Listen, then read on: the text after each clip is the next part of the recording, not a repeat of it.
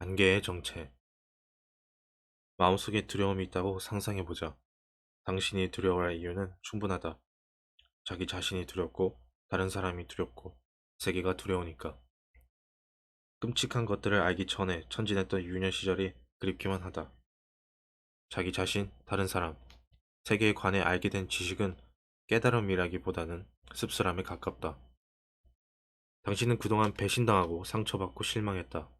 당신이 품은 희망은 항상 깨졌기에 이젠 희망 자체를 믿지 않는다. 더 많이 안다는 건 지긋지긋하다. 신비에 가려져 있는 것은 내버려 두는 편이 낫다. 어떤 사람이 될 수 있는지에 대해서도 너무 많이 생각하지 말자. 어쨌든 모르는 게 약이고 현명한 것이 어리석다고 하지 않던가. 조금 더 자세하게 상상해보자. 당신은 두려운 나머지 자신이 무엇을 원하는지 알려고 하지 않는다. 아는 것이 희망을 품는 일이라면 당신은 그 희망을 내동댕이 친다. 당신은 무지 상태를 유지할 이유가 있다. 원할 만한 것이 없다는 사실이 두려울 수 있다. 원하는 것을 정확히 말하는 순간 무엇이 실패인지를 알게 된다는 사실이 두려울 수 있다. 실패할 가능성이 크다는 사실이 두려울 수 있다. 마지막으로 실패를 정의하고 나서 실패하면 패자는 바로 당신이고 그 실패는 당신의 작품이라는 분명한 사실과 마주하는 것이 두려울 수 있다. 그래서 당신은 자신이 무엇을 원하는지 알려고 하지 않는다. 방법은 간단하다. 그 문제를 끝까지 생각하지 않으면 된다. 행복하고 만족하고 열심히 일 때도 있고 불행하고 절망하고 허무할 때도 있지만 당신은 그 이유를 깊게 파고들지 않는다. 파고들면 자신이 무엇을 원하는지 알게 되고 다시 한번 희망이 부서지고 이 실망이 확실해지는 경험을 할 테니 말이다. 또한 당신은 당신이 원하는 날 남들이 알까봐 두렵다. 첫째, 당신이 원하는 것을 그들이 알아낸다면 그들을 당신에게 말할 것이고 그러면 당신은 애써 그걸 알려고 하지 않았는데도 알게 된다. 둘째, 그들은 당신이 진심으로 원하고 필요로 하는 것을 알면서도 주지 않을 수 있다. 그 때문에 차라리 속내를 드러내지 않았더라면 상처받지 않았을 일에 당신이 더 큰 상처를 받을 수 있다. 이 모든 걸 감추는 안개는 충분한 주의를 기울여 당신의 감정과 동기 상태를 그때그때 알아차린 뒤 그걸 당신 자신과 주위에 가까운 사람들에게 알리기를 거부하는 마음이다. 기분이 좋지 않다는 건 무언가를 알리는 신호다. 불안이나 슬픔도 마찬가지다. 그 신호가 가리키는 것은 당신이 좋아할 만한 것이 아니다. 오랫동안 표현하지 않고 쌓아둔 감정을 제대로 표현할 때 나올 가능성이 가장 큰 결과물은 눈물이다. 눈물은 약함과 고통을 인정한다는 증거다. 누가 눈물이 나올 때까지 고통과 슬픔과 죄책감을 깊이 파고들기 원하겠는가? 자기 자신의 감정 상태를 일부러 거부하는 마음 외에도 부정적인 감정이 가리키는 것을 알지 못하게 방해하는 장애물들은 많다. 예를 들어 당신의 남편이나 아내 또는 이 순간 공교롭게도 당신과 얽혀있는 누군가가 고통스러운 진실에 너무 가까운 얘기를 꺼낼 수 있다. 이때 당신은 날카롭고 모욕적인 말로 그의 입을 틀어막고 싶은 충동에 휩싸이며 실제로 그럴 확률이 매우 높다. 하지만 욕을 먹고 있는 그 사람은 사실 당신이 너무 염려되어 과거의 안 좋은 기억을 들춰내면서까지 씁쓸한 진실을 파헤친 것일지도 모른다. 또 완전하지는 않지만 자기 자신을 더 정확히 확실히 방어하기 위해 당신은 다음과 같은 방법을 채택할 수 있다. 당신이 스스로 발견하고 싶지 않은 어떤 것에 다가오지 못하도록 다른 사람들을 쫓아내는 것이다. 그러면 지금 당장은 삶이 쉬워질 것이다. 하지만 애석하게도 그런 방어책은 설령 성공한다 해도 아주 실망스럽고 대개는 포기, 외로움, 자기 배반의 느낌이 따라 붙는다.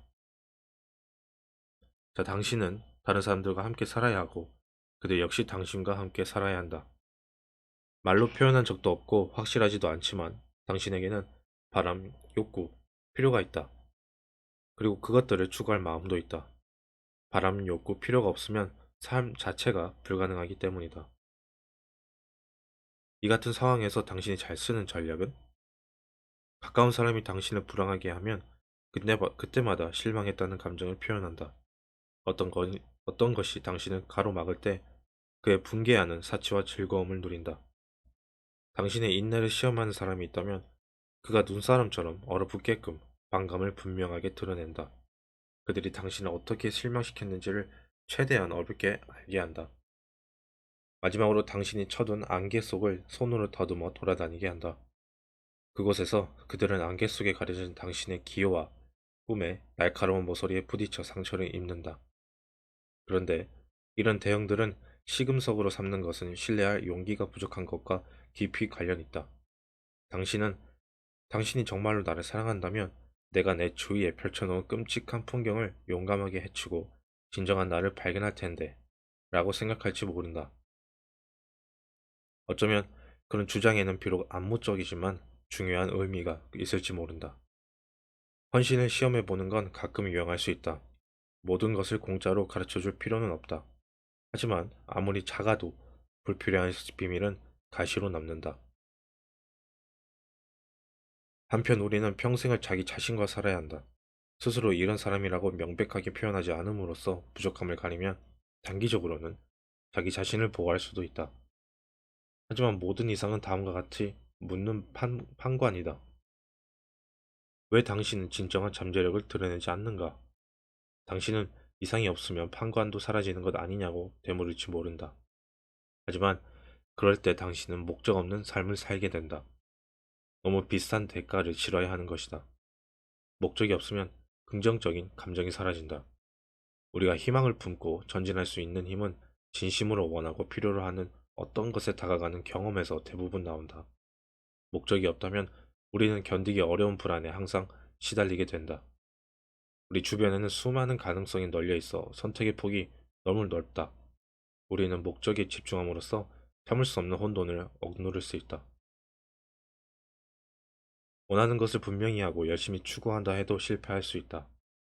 하지만 본인이 무엇을 원하는지를 명확히 하지 않으면 반드시 실패한다. 표적에 눈길을 주지 않으면 명중시킬 수 없다. 표적을 겨누지 않아도 마찬가지다. 그리고 두 경우 모두 저준한 뒤 빗맞췄을 때의 이점을 활용하지 못한다. 다시 말해서 상황이 뜻대로 풀리지 않을 때 불가피하게 발생하는 배움에서 이익을 얻지 못하는 것이다. 노력해서 성공한다는 말은 어떤 것을 시도하고 목표에 미치지 못하고 그 과정에서 새로운 지식을 힘겹게 배우고 다시 목표를 재조정하고 그런 뒤 진저리가 날 정도로 시도하고 실패하고 재조정하고를 반복한다는 의미다. 실패에서 얻은 모든 배움은 때로 당신에게 다른 야망을 가지라고 조언한다.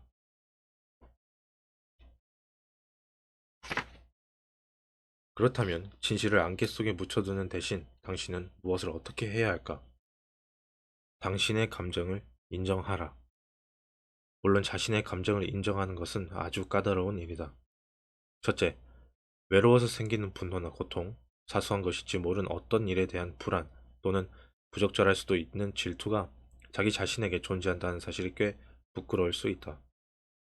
둘째, 정할 수 없을 만큼 확실하더라도 당신의 감정이 틀릴 수 있고 그래서 본인도 모르게 잘못된 방향을 조준하고 있을 수 있다는 사실도 불안 요소 중 하나다. 당신은 전혀 의식하지 못한 어떤 이유로 상황을 완전히 잘못 이해할 수 있다.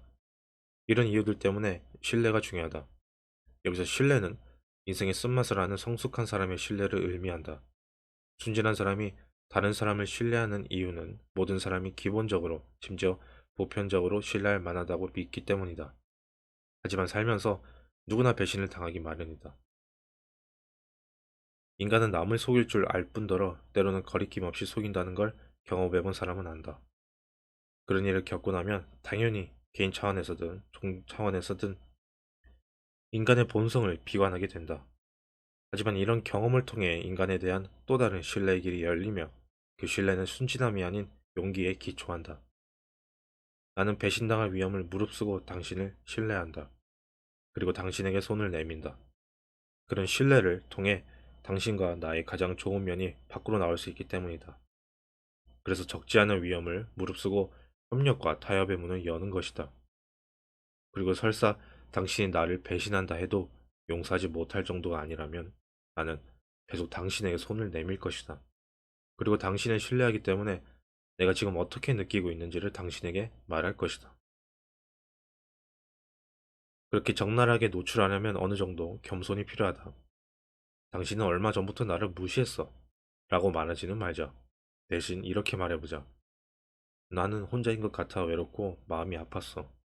지난 몇 달 동안 당신이 내가 바라는 만큼 나에게 관심을 보이지 않았고 부부로서 우리 관계에 최선을 다하지 않았다는 느낌이 들었어.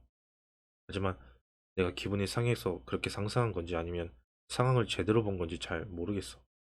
이렇게 말하면 상대에게 비난하지 않고 요점을 이해시킬 수 있어 진실을 향한 진지한 대화의 물꼬를 틀 수 있다.